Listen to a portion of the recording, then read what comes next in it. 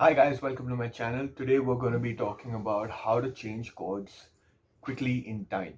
And if you're having trouble doing something like this, that's what we're going to address in this video, and this video is made for you. So I'm going to jump right into it. There are two main concepts that I want to talk about when it comes to changing chords quickly. The first one is that a lot of us try to change a chord by fretting it down one finger at a time. For example, if you look at D major to C, if I were to fret down C one finger at a time and then play it out, it would never serve the purpose of playing it in time or with a beat with a band. And I think that that's something that a lot of musicians struggle with, guitarists especially. So one of the first thing that I want to talk to you about is forming the shape of the chord in mid-air, forming the complete shape of the chord in mid-air while you're changing it. So for example, D major to C again, and in mid-air I form the C major chord and I fret all three of my fingers down at the same time. If you don't know how to play these chords, I'm gonna make a series of videos just talking about all the major chords first. So G and C are gonna be covered in that, as well as D major. And for those of you who do know these chords, a simple exercise you can perform is just trying to strum out, um, three chords back to back, and the last chord that you play, suppose you're playing G, D, and C. The last chord that you play, you play it for 8 counts instead of 4 counts, and that's because you want to complete a cycle of playing four cycles of chords, right? So if you're playing three, you repeat the last one twice to complete the fourth cycle, and that would look and sound a bit like this.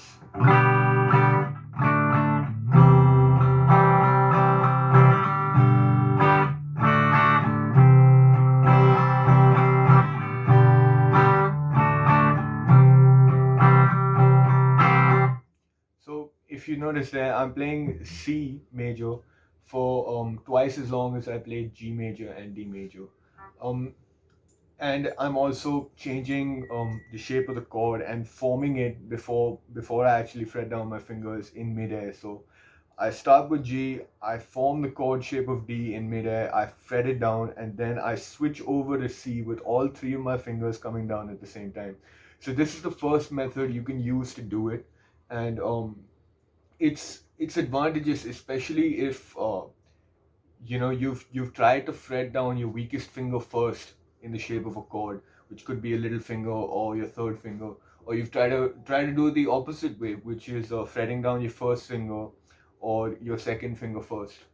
Um, you know, it's kind of hard to fret down one finger at a time and expect the rest of them to follow suit and make the shape of the chord in time as you're playing a song, or you're jamming with your friends, or you're just trying to learn a new song, anything like that. It's going to be difficult if you're always thinking one finger at a time. So the second method that I want to talk about is looking at as a smart way to group your fingers when you're changing chords. So basically, you're going to be doing the same thing you've been trying to do, which is fret down one finger at a time, except instead of one finger moving to one position, you're going to look at your hand in groups of two or maybe three. And what I mean by that is, if we can look at the C major chord. So the first two fingers that are taking shape in the C major chord are actually pointing in a similar direction and forming a similar shape when it comes to the G major chord. My index finger is below my middle finger, and my middle finger is one fret above and ahead of my index finger.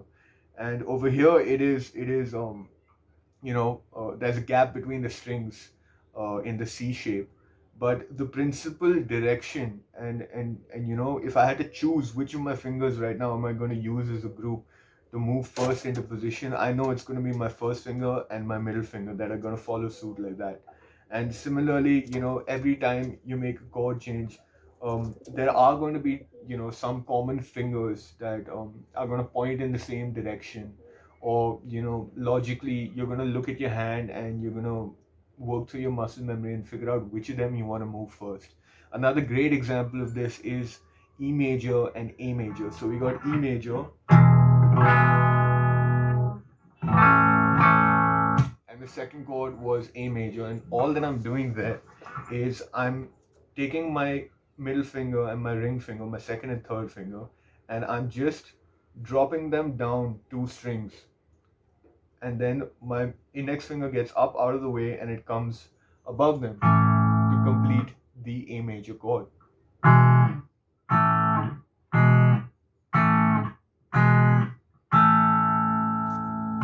And then after that, basically what I just did, switching between E major and A major, you wanna do that repeatedly. And there is a lesson I had seen online. I forget which YouTuber it was by, but he said that you should make it a 1 minute exercise and basically put on a timer on your phone, and just put it aside as long as it's timing you, and see how many successful chord changes you can make in 1 minute.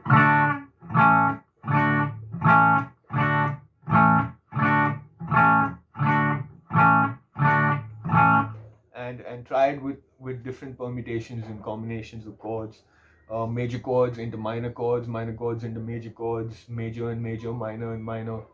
And once you feel like you can make 30 to 40 different shapes in 1 minute and change between them while ringing out the chord correctly, no bum notes, no buzzing sounds, I would say you're getting the hang of it at that time. And I would say you don't need to practice it anymore when you can do about 60 changes in a minute. That's one change every second.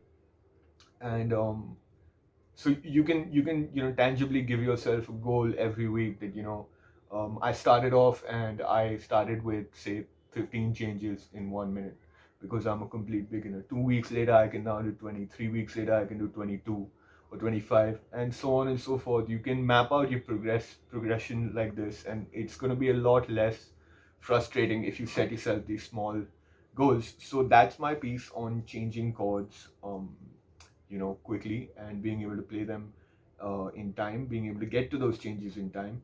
And I'm gonna link a video of mine on how to hold a G major shape and a C major shape, a D major shape.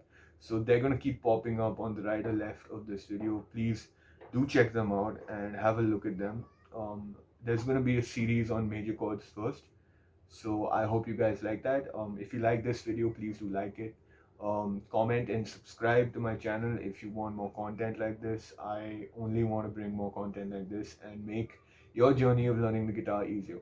Thank you so much for watching.